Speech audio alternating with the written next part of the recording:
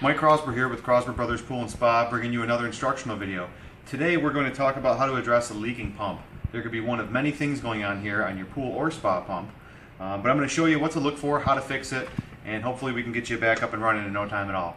So here in front of me, for an example, we're going to use this Waterway Executive Spa pump. This is one of the most common pumps in the industry. And then, if we were talking about a pool pump here, the only real difference would be, depending on the brand, is you'd have the big strainer pot with the the lid and the basket inside. But ultimately, after that, all the pumps generally work the same, and I'm going to show you how that all works today if you have a leaking pump. So first off, on your pump you have a faceplate. Now on a hot tub, if your tub has more than one pump in it, chances are you've got a little fitting like this, either it's screwed into the side, top, or bottom of your faceplate, with a clear vinyl hose that runs to one or more pumps that are located in the tub. This is a rinse line. This is to help circulate warm water into the pumps while the tub is not in use, so that there's an average temperature and things don't freeze up and break. But what most people don't realize is these fittings, especially the older ones, they can be kind of fragile.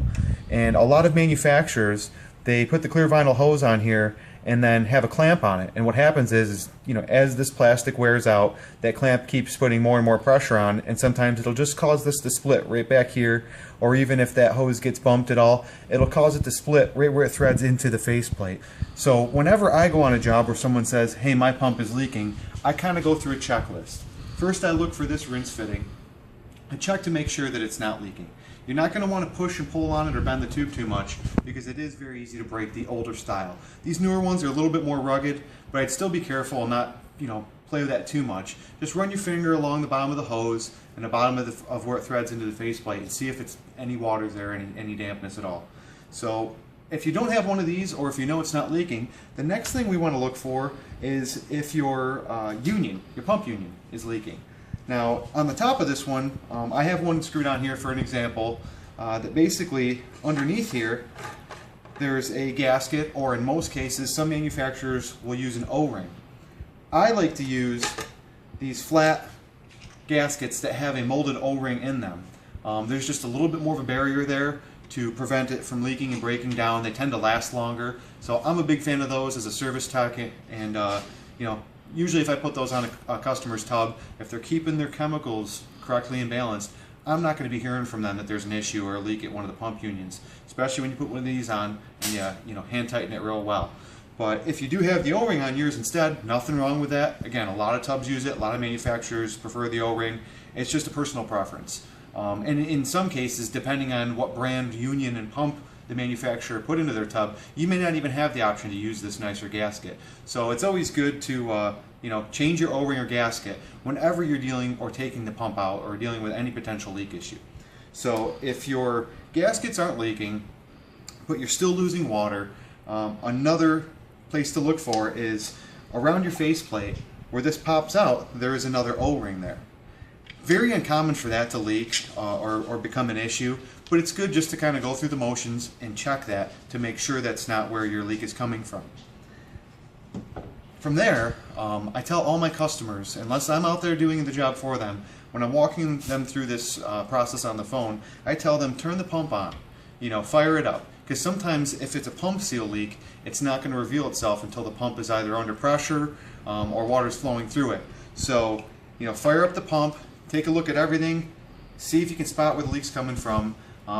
If you can't, then more than likely your leak is coming from the pump seal, which is where our next issue lies. So if you come down to this pump here, where the shaft goes through into the wet end, there's a seal in there, and you can't see it from this angle, but I've opened this up, and the shaft seal is going to be located behind the impeller.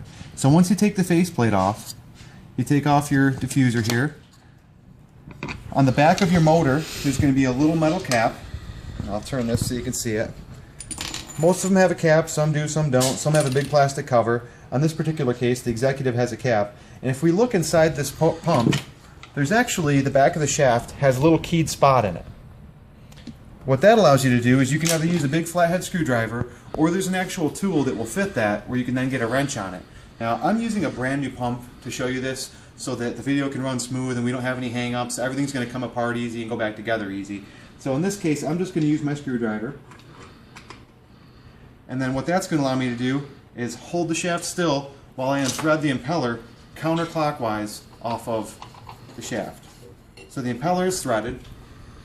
Now what you'll see in this case, this particular seal setup is going to have one half of the ceramic seal seated into the back of the impeller.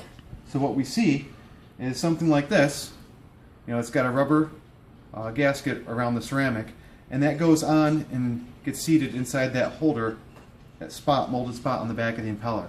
And then on the other side, you can see it in here, molded in the pump itself, is the other half of the seal that has this metal cup and this spring-loaded seal with the other ceramic edge to it.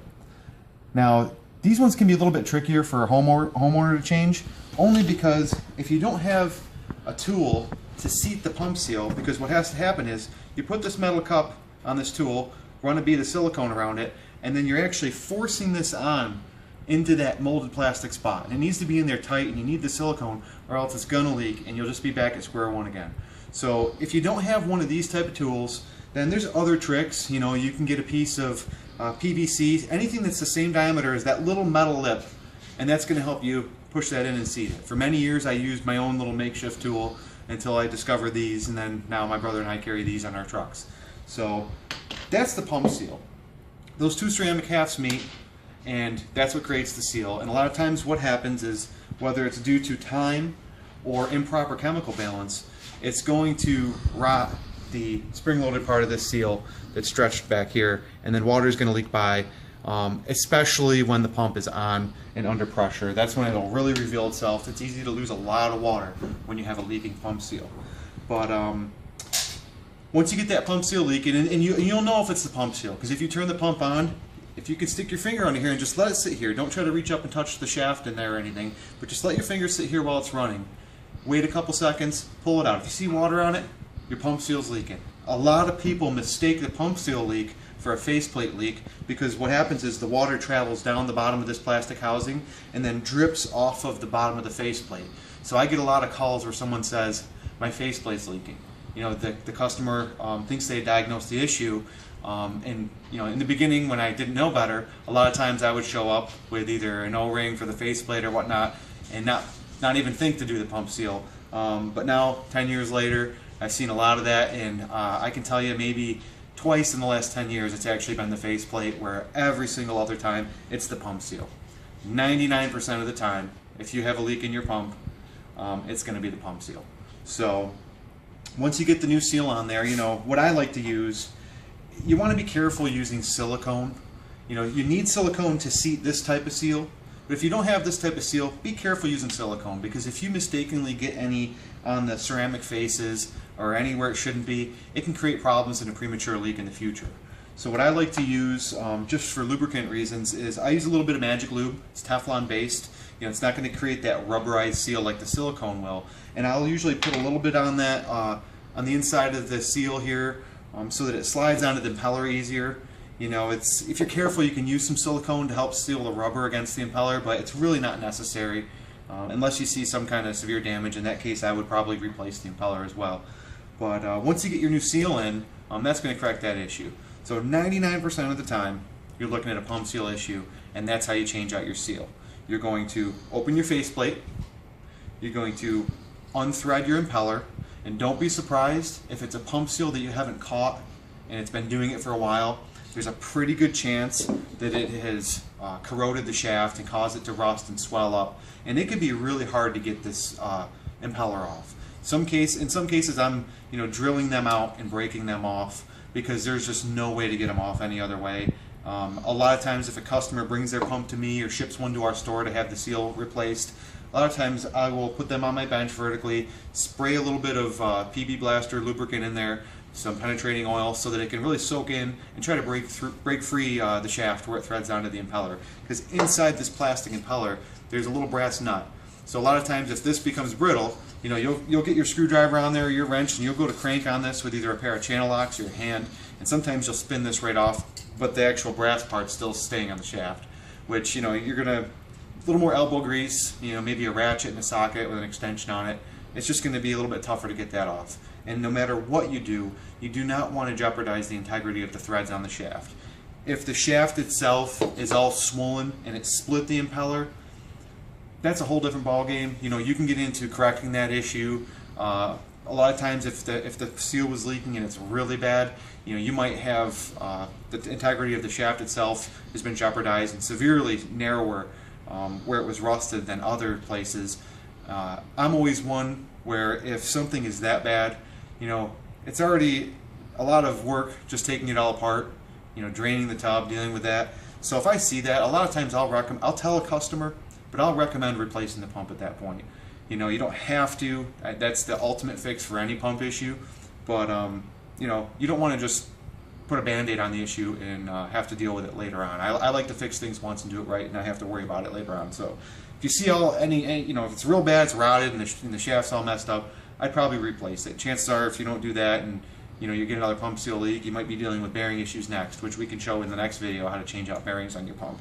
But, you know, going over all these things, the only other thing that might have happened is, let's say your union, you know, maybe the gasket's good, but, you know, where these are molded together, what if it cracked? You know, let's say a situation where a pump froze up, you know, the pump's still fine, but maybe it cracked a union, or sometimes, you know, you have people that maybe get down there with a pair of channel locks and they're leaking, you know, maybe it is just an O-ring or gasket. They don't know any better, go to crank down on this, and they don't realize that they've split this. Well, what happens now is when the pump's under pressure, it's going to leak out that split or even leak more where the gasket is. So if you ever experience that, there's a really easy fix that we have for you. Instead of having to cut the plumbing and glue a new one of these on, we actually sell split nuts that are made for these types of issues. So where this threads onto the top of your pump, you know, you basically have your pump union. There'll be one on the front as well. But let's say this piece becomes split. Well, because there's a lip on here, you know, if there's plumbing glue to this, you're not taking this off without breaking it off or cutting it off. But rather than dealing with re-gluing a bunch of plumbing, you know, simply either push this back if there's room, or I take a little saw and I'll cut this off on a customer's. And then these are the split nuts. So what these do is these separate so that you can put it around the plumbing, back down on the union, and then this will actually thread back down onto the customer's pump. You know, and at that time, again, replace your O-ring or gasket. It's just a simple, easy, couple dollar fix, preventative measure. But using split nuts on your pump, your heater, you know, this is going to save you a lot of trouble and repairs and time. And who wants to mess around with having to, you know, cut people's plumbing apart and figure out, you know, waste time on repairing that when you can just buy a cheap split nut and the issue's fixed. So that pretty much goes over everything that could be leaking on your pump. You know, you've got all the O-rings and seals, the mechanical seal. Other than that, you know, if your wet end split or your plate split from ice, or, you know, if it froze up, again, don't try to plastic weld it or, you know, put epoxy on there. If you have cracks or splits in the faceplate or the actual wet end, just save yourself the trouble, buy a new one. You know, there's plenty of places online to grab that, or your local store, or you can even jump on our website. We have a schematic breakdown of most of the most common pumps. If you don't see something on our website that'll suit your needs, you can email us, you know, mike@crosbypools.com. I'll try to get the link up in the description for this video so that if you do run into a jam, we have a way to help you out. But we'll try to keep these videos coming. Any of these parts and pieces you see here for this executive, you know, jump on our website. We're happy to help you out. Or if you just want advice, you know, reach out to us. If there's a video in our, you know, on our site or here on YouTube that you don't see, you know, send us a request. We're happy to help. We'll do an instructional video for you and try to help you out any way we can. So until next time, appreciate you tuning into this, and see you on the next video.